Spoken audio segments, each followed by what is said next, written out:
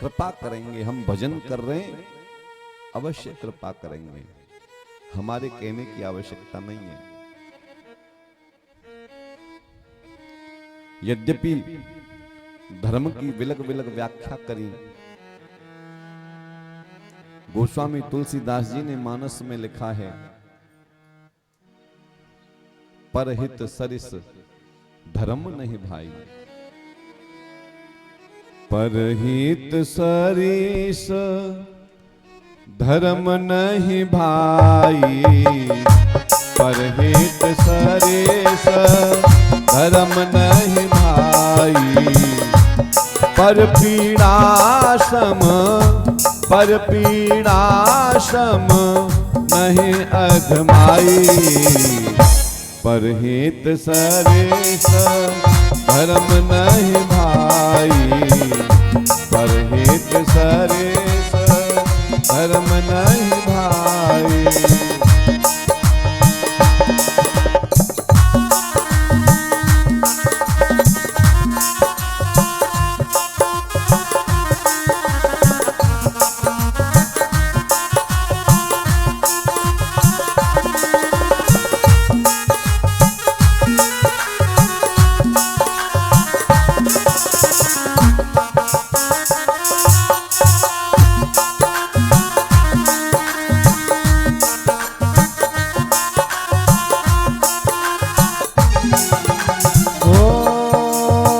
धर्म न दूसर सत्य समाना, धर्म न दूसर सत्य समाना। आगम निगम पुराण बखाना, आगम निगम पुराण बखाना। आगम निगम पुराण बखाना, आगम निगम पुराण बखाना।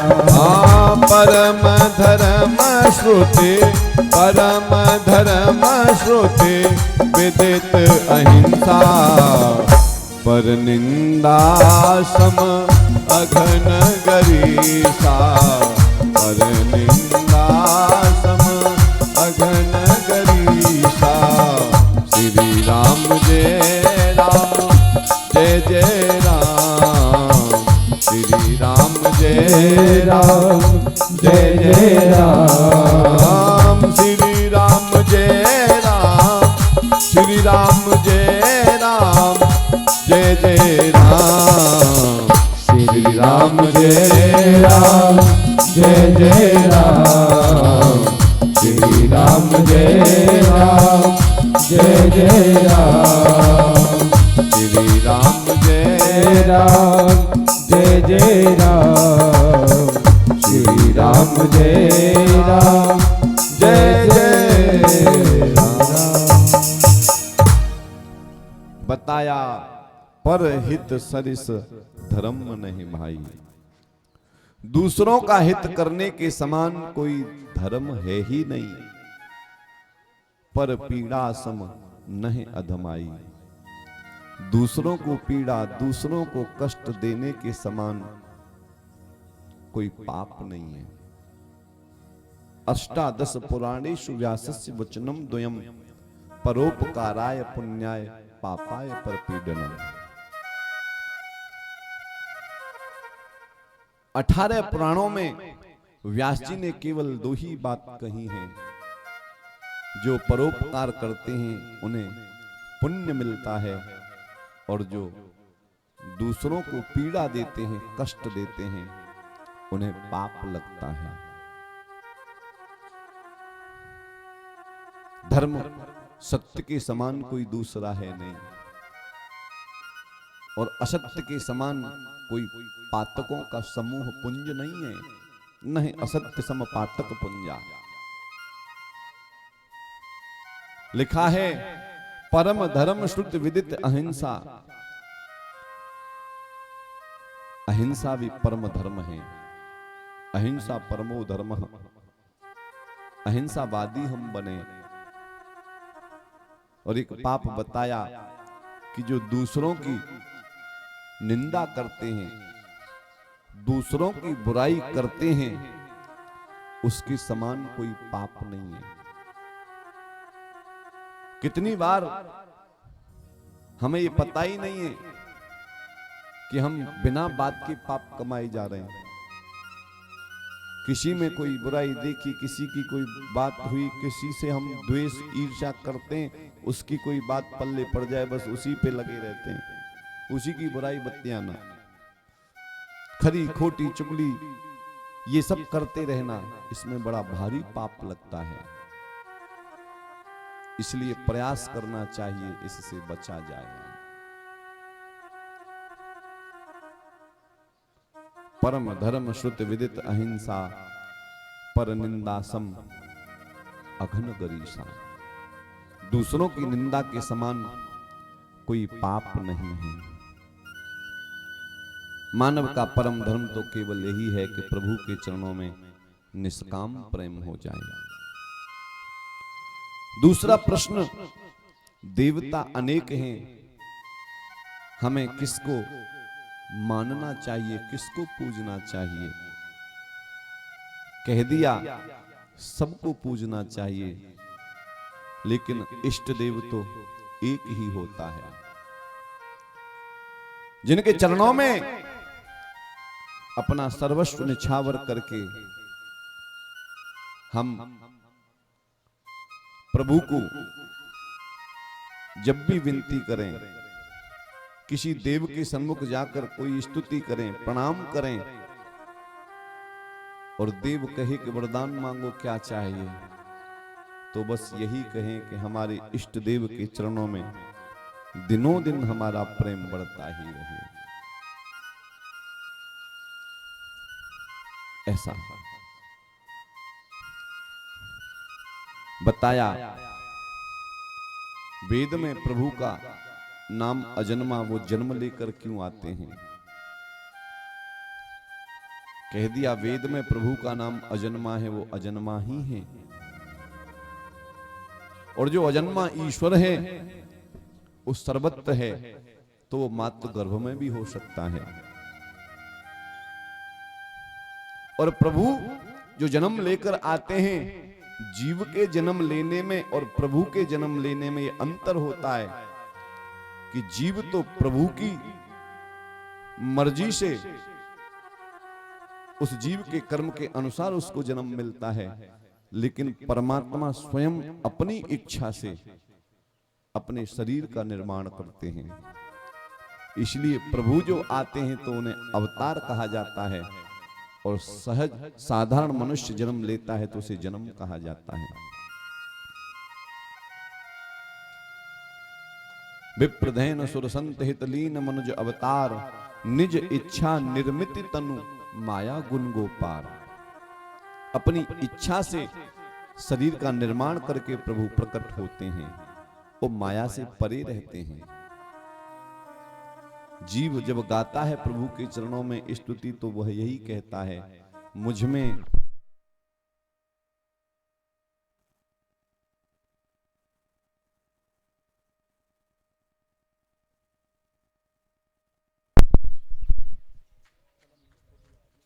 जय हो,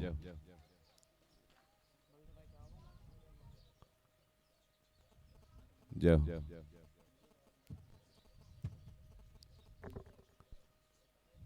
जय हो।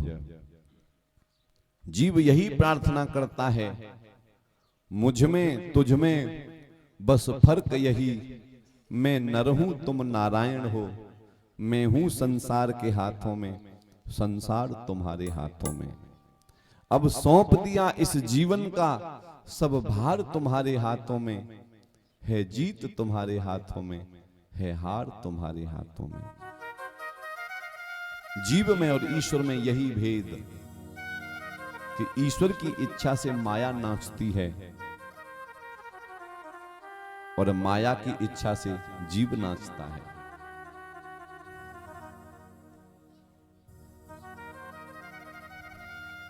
प्रभु के अवतार प्रमुख रूप में 24 हुए। प्रथम अवतार में प्रभु सनक सनंदन सनातन और सनत कुमार बन के आए।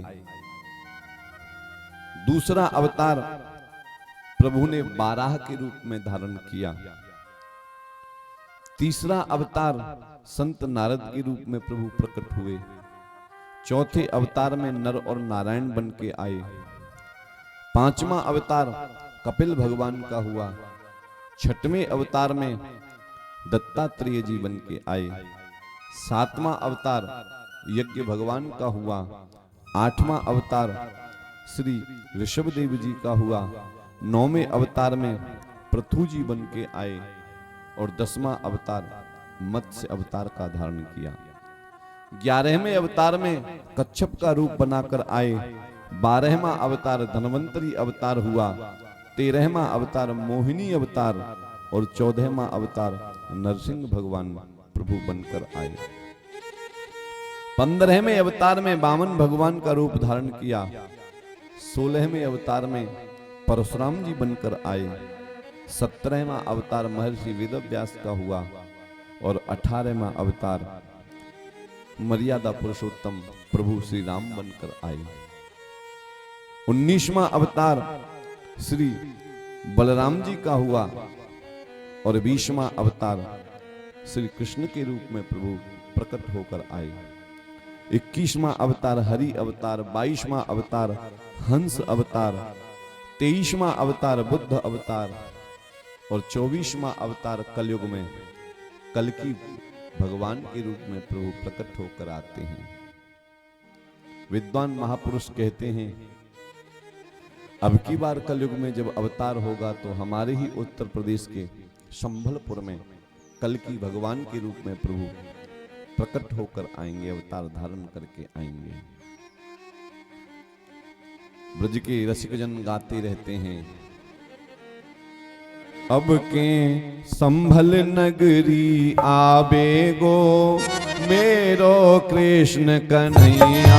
अब के संभल नगरी आवे गो मेरो कृष्ण कन्हैया। अब के संभल नगरी आवे गो मेरो कृष्ण कन्हैया। अब के संभल नगरी आवे गो मेरो कृष्ण कन्हैया। ये मेरो कृष्ण कन्हैया सखी मेरो मुरली बजैया। मेरो कृष्ण कन्हैया सखी मेरो कृष्ण कन्हैया। ये मेरो कृष्ण कन्हैया मेरो मुरली बजैया। मेरो कृष्ण कन्हैया मेरो मुरली बजैया। हो अब के हो अब के हाँ अब के संभल नगरी आवे गो मेरो कृष्ण कन्हैया। अब के संभल नगरी आवे गो मेरो कृष्ण कन्हैया। जय हो।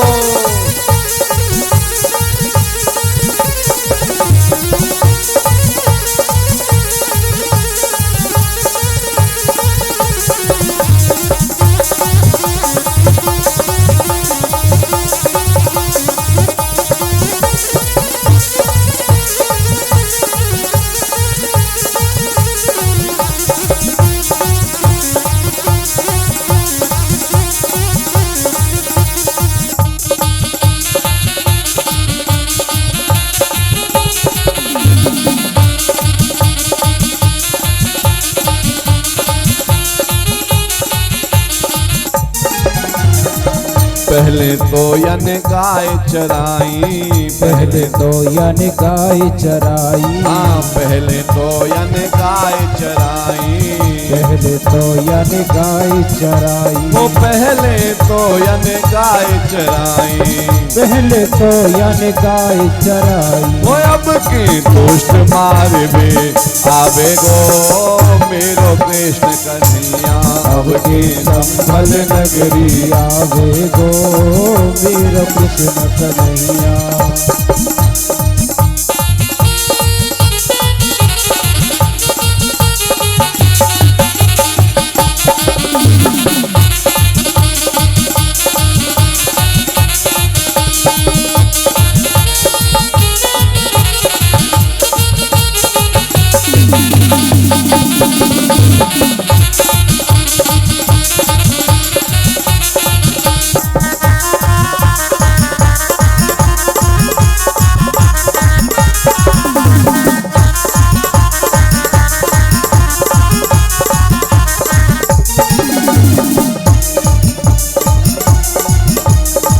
पहले तो यन मुरली बजाई, पहले तो यन मुरली बजाई, हाँ पहले तो यन मुरली बजाई, पहले तो यन मुरली बजाई, हाँ पहले तो यन मुरली बजाई, पहले तो यन मुरली बजाई, पहले तो यन मुरली बजाई, पहले तो यन मुरली बजाई। वो अब के ठीक हाथ में लावे गो मेरो कृष्ण कन्हैया, अब की संभल नगरी आवे गो मेरो कृष्ण कन्हैया, अब के संभल नगरी आवे गो मेरो कृष्ण कन्हैया, अब की संभल नगरी आवे गो मेरो कृष्ण कन्हैया।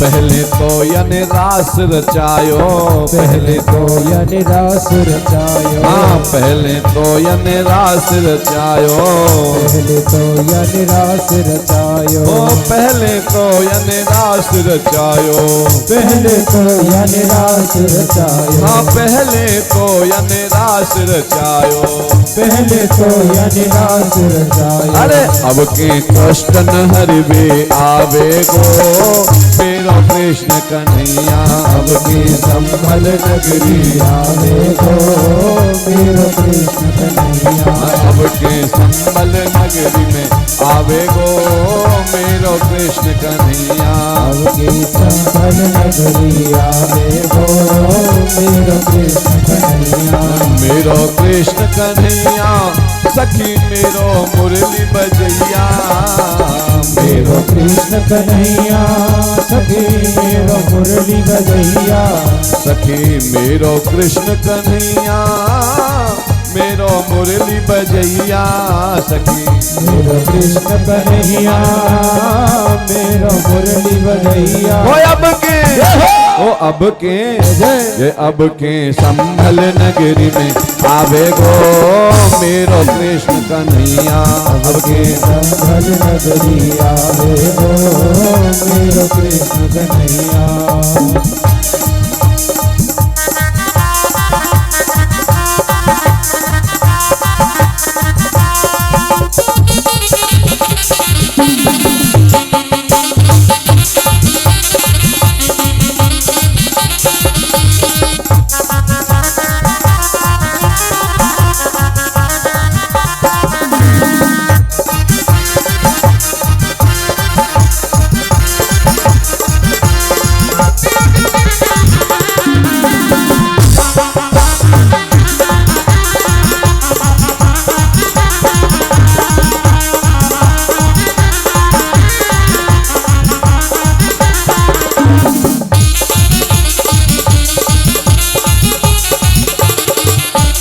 अब के संभल नगरी आवे गो मेरो कृष्ण कन्हैया, अब के संभल नगरी में आवे गो मेरो कृष्ण कन्हैया।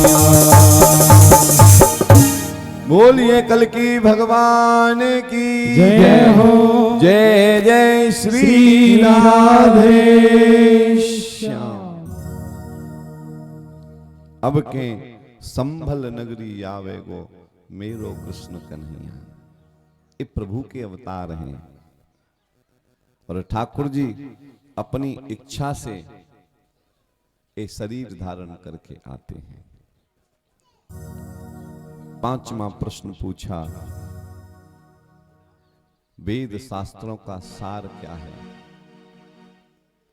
कह दिया, वेद का सार है श्रीमद् भागवत महापुराण, और श्रीमद् भागवत महापुराण का सार है कृष्ण का नाम। हमें प्रभु के नाम का भजन, कीर्तन, स्मरण, सिमरन करना चाहिए। सब प्रकार से हमारा कल्याण होगा।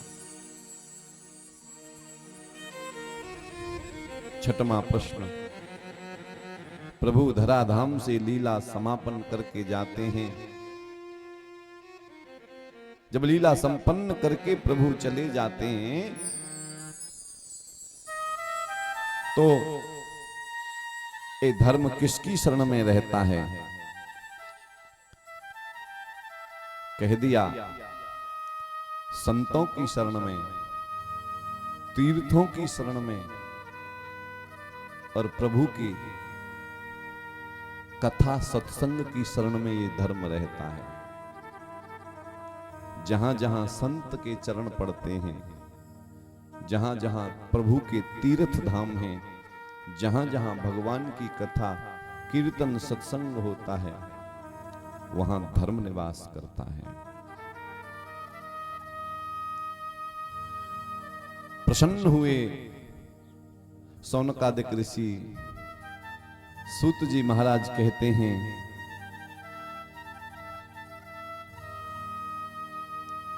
महर्षि वेदव्यास एक वेद जिसका नाम ऋग्वेद, उसके 3 भाग और किए, 4 वेद में परिवर्तित कर दिया।